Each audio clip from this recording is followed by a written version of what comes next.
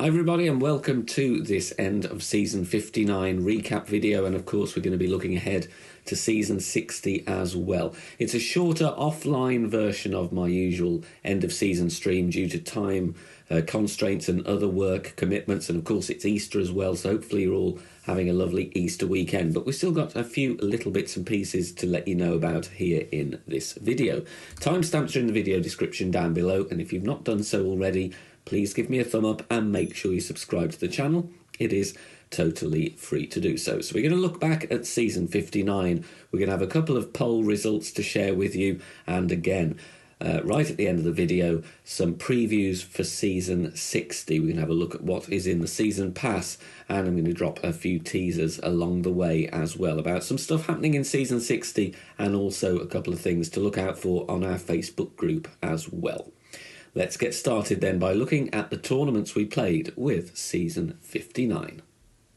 Looking back at the tournaments we had in season 59, they're all on screen now, and we're going to look at the results of the favourite tournament poll that we've been running on our Facebook group.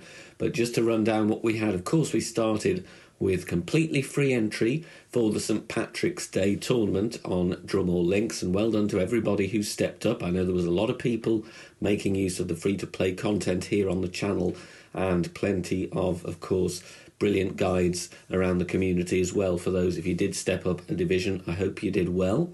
We then went to Scotland for the 9-hole cup, a nice mix of Greenock Point and Glen Monarch Estate, but no par 3s there. That was an interesting new modifier. Par 4s and par 5s only. We then journeyed down to London for the Kings Park tournament with new hole locations, and by all accounts I think people enjoyed those. Hole 4 was a little bit tricky though, but I saw plenty of hole-in-ones there nonetheless. And most recently, finishing on that very long and classic course, Southern Pines, for the 9-hole cup there, again using the newer set of pin locations with the reconfigured hole 7, so no impossible putts at least.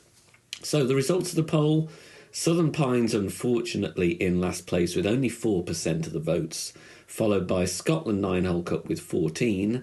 Kings Park got approximately a quarter of the share of votes, but the winner was St Patrick's Day tournament, 59% of votes for the most popular and everybody's favourite tournament in season 59.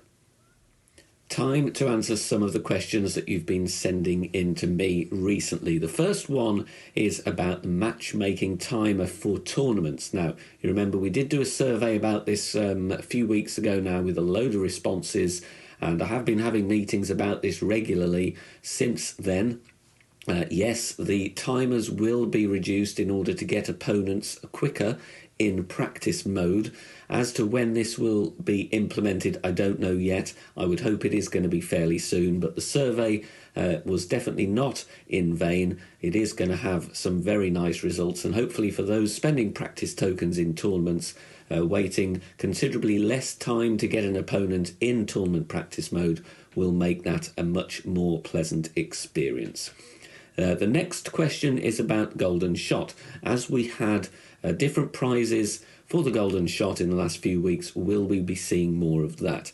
I can't guarantee anything there. I really enjoyed having new prizes. I know, especially the Flamingo Ball, that was really popular with the community. I know that much. So leave me a comment, let me know what you think for those. I'll certainly be pushing for a variety of different prizes. Hopefully we'll have something along those lines soon.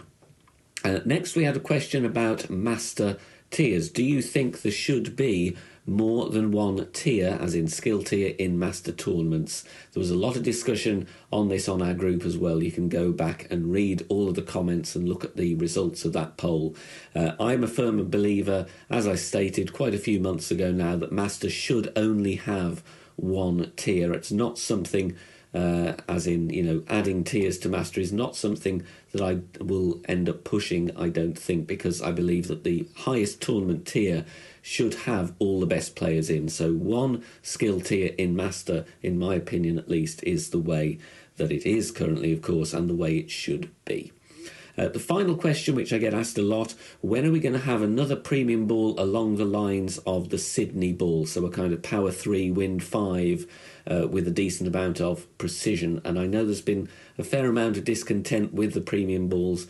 Of course, I can't reveal the stats of balls that are coming up over the next few weeks. You're just going to have to wait and see on that. But what I will say with the greatest amount of courtesy is that, of course, not everybody is buying premium balls for use in master tournaments. I know some are very, very good for master tournaments, and I know, of course, to compete in master, it's very important to have a good array of special balls to help you dominate those brackets. But there's a lot of people that don't play master, a lot of people that are playing tour play and checkpoint challenge as well. So on balance, of course, all the premium balls have to reflect the diverse array of players that are in the game. But I hope that you will get your wishes soon in terms of those stat combos that you'd like to see, because I know some people like those, some people prefer the more send-it balls as well. So hopefully there'll still be a good range for you to choose from. Now, it wouldn't be an end-of-season recap without a couple of the wonderful shots that you've been sharing with us on our Facebook group. The first one is a name a few of you will know, that is by Mr. Rock Wood. He's sending it here in Southern Pines on hole number 7. In fact, both of the shots that we're featuring here are par 4 hole-in-ones. I had, I think, 1 or 2 of them back in my competitive day, and they are really wonderful moments in your Golf Clash game. So a good send-it shot. Occasionally you will get lucky. Here you can see Rock is ramping up the topspin on the APOC with a berserker. Lovely tailwind angle on hole 7. This is worth a send, in my opinion, in decent tailwind, especially up in expert and master. He's going full overpower. He's hit perfect. He's landing very, very nicely on the end of that first fairway. And look at this beauty. Just catches the rough a couple of times there onto the green and smack right at the pin for a hole-in-one. Congratulations to you, Rock. Now we're going to look at one from Jubilee Grove to finish. This is from Sean Matthews, playing with one of those balls that became on sale for that tournament there, the Monarch ball. He's going for a hook shot here. APOC 5 is on hole number 8 in expert division. Now, this wind angle was actually pretty nasty in terms of being able to reach green and guarantee that eagle. We saw a lot of people laying up here, but he's found his position, he's added his spins, and he's going for a full overpower, full left curl hook shot. And let's have a look at this one. Catches the fairway very nicely there, and you see the side spin kick in. He's just skimming past the rough, going right to the back of the green, taking a slope very nicely and rolling down into the hole. So congrats to you as well, Sean. Brilliant shot there on Jubilee Grove, hole number 8. Now, in addition to the tournament poll, we had another one very recently. In fact, it was straight after the last checkpoint challenge finished in the game, around the number of courses used in checkpoint challenges. And we had a few options there. The first one was too many courses. The second was not enough. And the third one was for people who could pick whether they felt it was about right. And usually, of course, there's usually 3 courses in checkpoint challenge, occasionally 2. So it was nice to get some feedback on that one. 24% thought there were too many courses. Only 3% thought that there weren't enough in checkpoint challenge. But the majority, 73% of those voted, and there were a lot of votes on that poll, felt that the number of courses was about right. There was also chance there for people to supplement their poll choice with additional feedback based on their experiences in the game. Great to see so many people still enjoying Checkpoint Challenge, and hopefully for those fans of it watching here, there will be another one along very soon. And please remember our Facebook group, the link is in the description down below. Head over there, BK Golf Clash. It is totally free. It's a brilliant place to interact not only with me, but loads of other members of the community. They post in guides, shots, discussion points as well, but it's a brilliant place for you to leave feedback and suggestions on Golf Clash as a whole. So get involved. There is also, in the next few days, not sure exactly when, but very soon, there will be another very important poll going up there on the group. We'll also run a video here on the channel as well. It's not about Checkpoint Challenge, but it will be pertaining to another area of gameplay. So make sure you get involved with that. The more responses, the better. Thank you very much for all of those who have participated so far in the group and continue to contribute. Don't forget, join us for free over on Facebook, BK Golf Clash Group.